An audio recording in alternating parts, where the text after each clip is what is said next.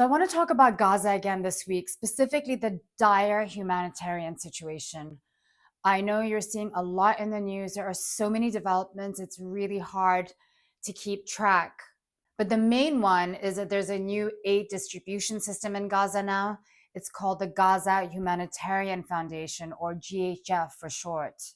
I'm going to tell you more about it in a moment, but it's only been operating for 8 days.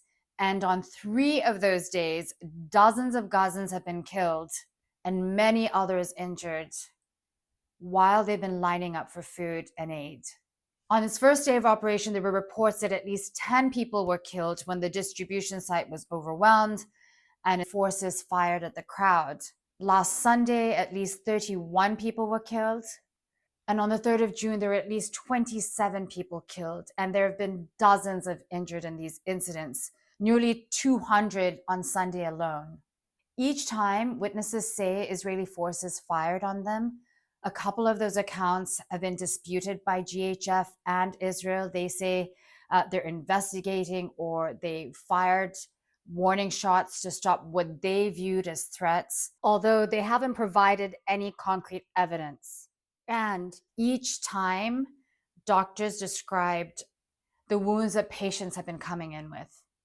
So on the 3rd of June, a foreign medic told the BBC it had been total carnage. The Red Cross said its field hospital in Rafah received 184 casualties and 19 were dead on arrival. On Sunday, the Red Cross said that field hospital received 179 casualties and 21 people were dead on arrival. They reported gun and shrapnel wounds, and patients had told them that they had been trying to reach an aid and distribution site. Doctors Without Borders also separately said it had responded to a mass casualty incident on Sunday, and that the blood bank at Nasser Hospital, where the injured were treated, was almost empty, with medical staff donating blood themselves to help the injured. Now, the UN Secretary General Antonio Guterres has called for an independent investigation and for the perpetrators to be held accountable. So what is this new aid system? The Gaza Humanitarian Foundation, or GHF, as I mentioned, launched on the 26th of May. It's a private, nonprofit organization, and it's guarded by US security contractors, and it operates under Israeli military oversight. Now, according to a 14-page proposal from GHF, the foundation initially planned to distribute from 4 sites, which is what we're seeing, which will serve between 300,000 and 1.2 million people, they estimate.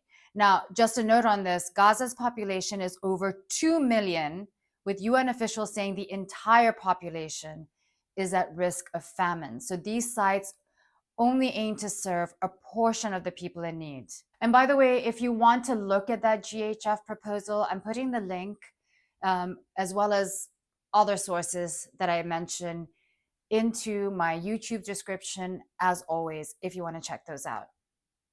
Now, this aid system has been condemned by the UN and other aid agencies. They're boycotting it. They're not cooperating with GHF because they say it weaponizes aid by requiring biometric screening tied to Israeli security rather than basic humanitarian criteria. So it goes against their principles. They also say GHF doesn't have the infrastructure, the experience, or the expertise to meet the needs of the people. You may have also heard Philip Lazzarini from UNRWA calling the system a death trap. He says it's because it forces thousands of people to walk for tens of miles to an area all but pulverized due to heavy bombardment by the Israeli army. Georgia Tacey from Save the Children told Al Jazeera the system was set up by design to fail when you have only 4 distribution sites instead of the 400 they're used to working with. And that's just one of the differences between GHF and the standard UN aid agency model. So how else do they differ? I'm going to break it down into a few categories. Let's start with how they are governed. GHF is overseen by an executive board of private donors and US security contractors. It operates under Israeli military oversight, as I mentioned, which raises concerns and questions about political influence over aid distribution. The standard aid model is coordinated under the UN Humanitarian Affairs Office and the Interagency Standing Committee. And these are all bound by UN humanitarian principles of neutrality and impartiality. And they have a mission to provide aid based solely on needs without discrimination or political bias. In terms of security access, GHF centralizes aid distribution through 4 hubs, again, as I mentioned. Palestinians must travel long distances into heavily militarized zones just to receive the food. And that means that the least mobile and the more vulnerable will go without any supplies because they can't travel to these sites.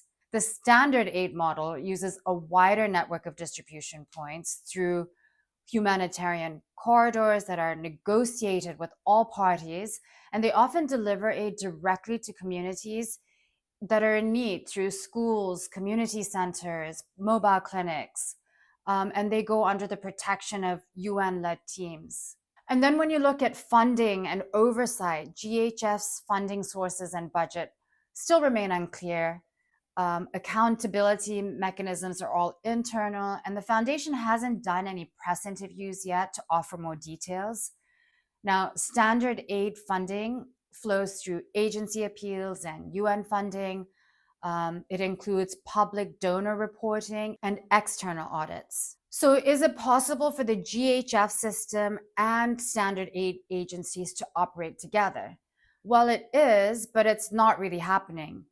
UN coordinated aid convoys are almost at a standstill, with just a few getting through. Between May 21st and May 27th, of 71 planned aid movements across Gaza, 25 were fully facilitated, but 31 were denied entry by Israel, 11 were seriously impeded, and 4 were withdrawn by partners. Now, all of this comes amid an intensive Israeli military offensive, along with a blockade that had cut off all food, medicine, and supplies into Gaza for nearly 3 months. Now, Israel finally lifted that blockade on the 19th of May, but only after international pressure from the likes of France, the UK, Canada, and the US. And warnings from UN Human Rights Commissioner Volker Turk, who said the extent of Israel's continued restrictions on entry of aid into Gaza may amount to the use of starvation as a method of war, which would be a war crime. After that, Benjamin Netanyahu said Israel would allow a basic amount of food. He also said we cannot reach a point of starvation for practical and diplomatic reasons, which points to a strategy behind the decision. So what you're seeing now is very limited aid going in, a drop in the ocean, according to one UN official, and nothing close to the 500 or 600 trucks of aid that went into Gaza every single day before the war. So what happens next? There have been steady international calls for Israel to open its border for more aid, but so far with limited effect. The question is whether the international community will take stronger action to force Israel to stop the fighting and allow more aid.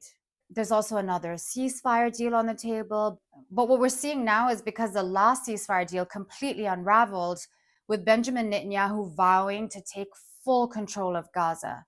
Now, I did all of that in another video. If you missed that, you can watch it on my YouTube and all my socials if you want more details on that.